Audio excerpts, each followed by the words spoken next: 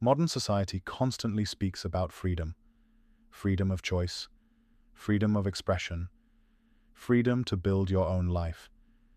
People are told they can become anything, go anywhere, create any future they desire.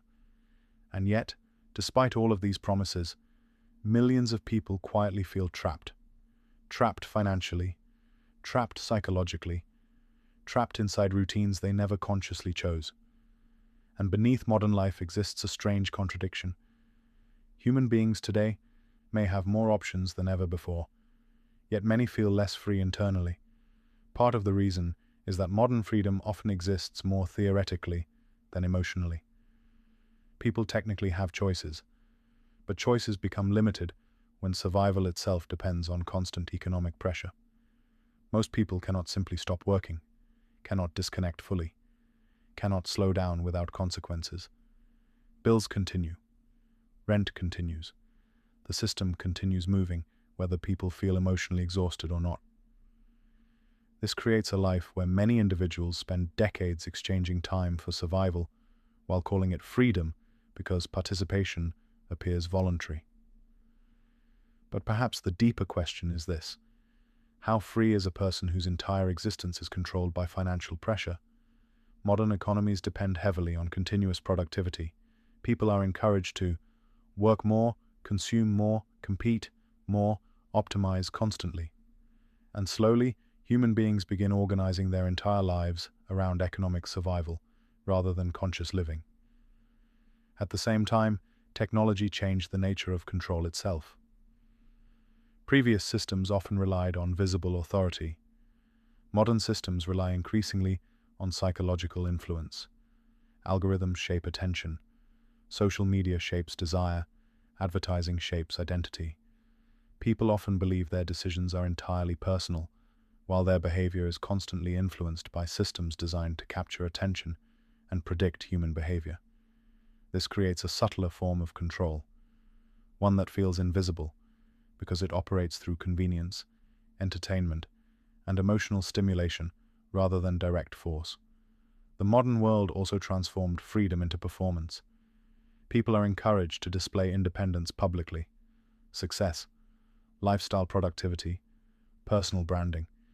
But many privately feel anxious, exhausted, and emotionally disconnected beneath the image they present. Perhaps this is why so many people secretly feel trapped, despite living in societies built around the language of freedom. Because external choice does not automatically create internal freedom.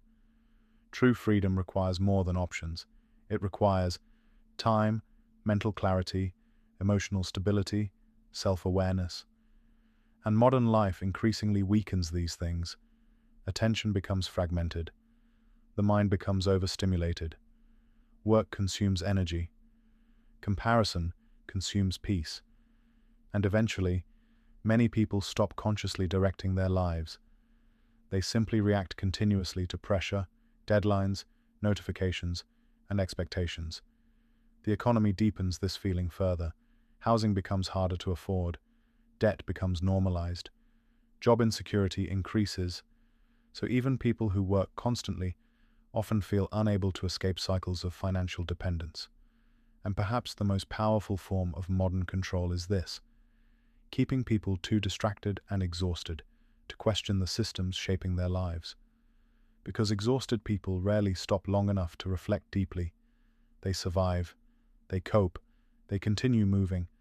This does not mean freedom disappeared completely, but perhaps modern freedom became psychologically complicated. People may have physical mobility while lacking emotional peace. They may have endless digital access while lacking inner control over their own attention.